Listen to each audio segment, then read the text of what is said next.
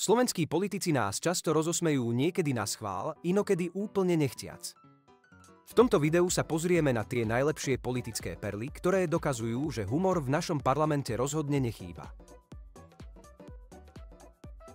Asi lebo je chránená, nie? Ale pred kým? To sa všetko dozviete. Ježiš, asi preto, lebo je to vzácne. Čo jej hrozilo? Skúste si to v tej hlave tak nejako. Dobre, že snažím čo jej hrozilo? Čo je Vy chcete povedať, že dáky dvaja... v občianskom preukaze alebo v pase máte napísané muž a žena. povedať, že nejakí dvaja chlapi doma budete hladkať vajíčko a budete mať dieťa? A čo to s tým má spoločné? To mi chcete povedať? To je muž a muž. To je muž a žena. Môžete mať dvaja muži dieťa? V občianskom preukaze alebo v pase máte napísané muž a žena. O čom tu vôbec rozprávame? Ale prosím vás. Prosím vás. Kurva, to čo bolo? Videli ste to? Neberte si, prosím vás, do úst pána Kotlára. Rozprávali ste sa niekedy s ním o odborných záležitostiach? Videla som tú tlačovku Keby nebolo pána Kotlára, tak dneska nám rozkazuje VHO. Jeden človek, ktorý vyštuduje medicínu ako takú, už by si mal zaslúžiť úctu. Ja som videl tie študijné materiály, chodil som s nejednou medičkou. Pán redaktor, potiaľ sa ráno v posteli si otvorím počítač a vidím tam pána Naďa. Vidím tam pána Grelinga. Vidím tam samozrejme mladého Šimečku. A ja stojím a budem stáť. A rovnako takto stojí aj Laco Kamenický. A pozeráme sa vám priamo do očí. Dobre, ďakujeme veľmi pekne za účasť. Ak vidím olizovať sa dvoch chlapov, je to zvrátené a neviem si predstaviť, ako to robia po nociach. To mi príde ako žiarlivosť. Pravý heterák totiž to myslí na ženy. A v prípade pani Šinkovičovej ja by som jej popravde aj doprial. Ale ona má dve autá, pán účasť. Prečo to potrebovalo ďalšie, neviem, ale ako malo by to mať trocha úroveň a kultúru. V iných štátoch to vidíme, jak fungujú. Tak nie je možné, aby sa tu na starých autách si rozdielovali po ministerstvách. Hovoríte staré. Ale veľmi hlasne oznamujem, že si budem stáť za tým ani jeden náboj na Ukrajinu, lebo to len predĺžuje vojenský konflikt, nehovoriac o tom, že na tejto vojne niekto zarába, Slovensko to určite nie je. Prečo tá vojna stále je? No lebo niekto podkuruje tú vojnu. Tá vojna mohla skončiť, pán redaktor, tá vojna mohla skončiť o 3 mesiace potom, ako začala. Len niekto povedal, že nie. Túto vojnu voči Ukrajine musíme využiť na to, aby sme bojovali s Ruskou federáciou do samého konca.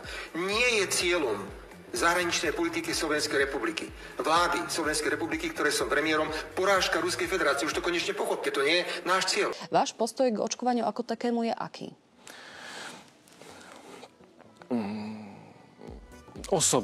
Osobné rozhodnutie nedať sa očkovať žiadnou očkovacou látkou. Pre mňa je môj osobný postoj taký, že zdravie nemôže prechádzať ihlou. To je principiálne veľmi jednoduché. Ste ale lekár. Tak to znamená, že asi musíte mať aj vy nejaké očkovania minimálne, ktoré boli dôležité z pozície vašej práce. Nemáte ani na žltačku nič? Nie som očkovaný a nie sú očkované ani moje deti. Teraz sa bavíme o tých vakcínach všeobecne momentálne. Naozaj tu máme ochorenia, ktoré vymizli vďaka tomu, že neboli na to iné lieky, bola na to vakcína a teraz postupne sa nám to objavujú práve preto, že sa znížila tá miera očkovania. Používajme toxoidy, vektorové vakcíny, používajme inaktivované vírusy, používajme atenuované živé vírusy, používajme všetko, čo sa používa. Všetko, čo sa používa. Urobme si dáta a tie dáta analyzujme. Presne túto chybu sme spravili v prípade... Až túto dáta máme, že to funguje? Práve tie povinné očkovania? Ja som tie dáta nevidel a ja verím, že fungujú. Môžete si ich vypýtať napríklad. Ste splnomocnenec, možno, že to môžete rozšíriť aj o tieto základné vakcíny, ktoré majú momentálne deti, ktoré im dávame. A s čím ich chcete porovnať? Keď ich porovnáte s deťmi, ktoré neboli očkované a môže sa stať aj niečo veľmi nepríjemné. Napríklad to, že zistíte, že také deti sú menej choré. A čo je nepríjemné? Buďme radi, že budeme potom mať vedecký pokrok v tomto prípade, že budeme niečo vedieť. Ale momentálne je teda nejaký... Áno, to určite, preto hovorím, že treba síce pochybovať, ale nepochybujete práve o tom, že tá vakcína naozaj je účinná, keď sme doteraz nemali tie ochorenia a teraz ich zrazu máme? Keď sa znížila miera očkovanosti? Neodbiehajme od témy covidu. Očkovacie látky, ak sú účinné, tak verejnosť vidí, že sú účinné. Pán Kotleba, mnohí politici hovoria, že má voličov fašistov. Ja si myslím, že má chlapcov, ktorí majú Kanady, majú veľké svaly a myslia si, že majú rozum a o tých absolútne nestojím. Ale dramatická väčšina jeho voličov je normálnych ľudí, ktorí sú len zúfali a ktorí chcú mať adekvátnu zdravotnú starostlivosť, ktorí nechcú, aby politici okrádali svojich voličov a majú de facto rovnaké problémy ako my. Áno, tak je to taká nevysvetlená vec, lebo vtedy predtým vyššie rokom ste aj vy v tlačovej správe uviedli, že tam cestovali do Nemecka teda zástupcovia policajných zložiek, čo teda v tom čase policajný zbor poprel, že teda necestovali, oni išli vopred autom a len využili možnosť vrátiť sa skôr špeciálom. Čiže celé to je také zvláštne od začiatku, že ste tu netvrdili pravdu. Ja na tom nevidím absolútne nič zvláštne. Antivax áno, ťažký.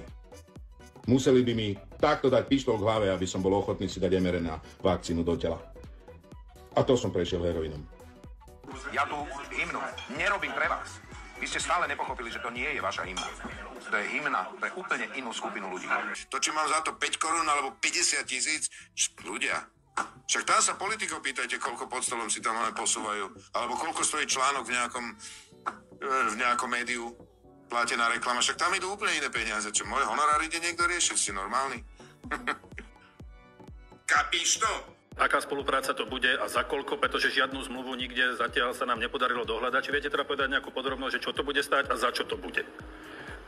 Viete čo? Neviem vám na túto otázku odpovedať, že teda, čo je to konkrétne za zmluvu? Počkajte, nehajte ma dohovoriť. Takže sa vám to ako páči? No, tak sekundu, počkajte chvíľku.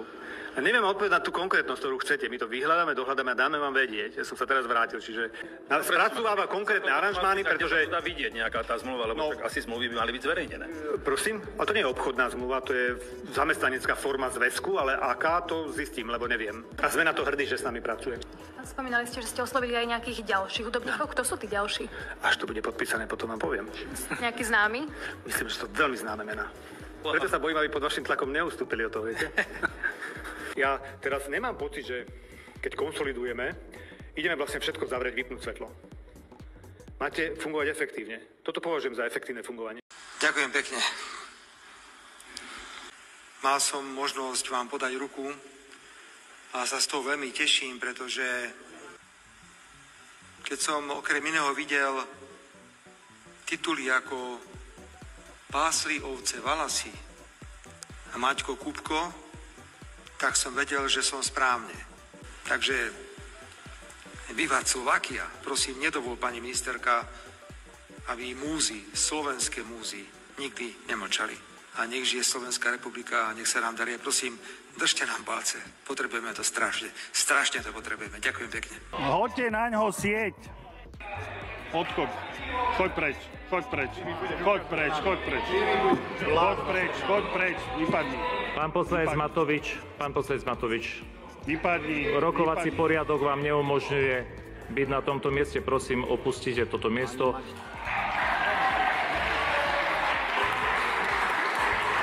Pán poslanec Matovič, vyzývam vás, aby ste zaujali svoje miesto. Ďakujem za zliadnutie videa. Pokiaľ sa vám video páčilo, zanechajte odber. Adios.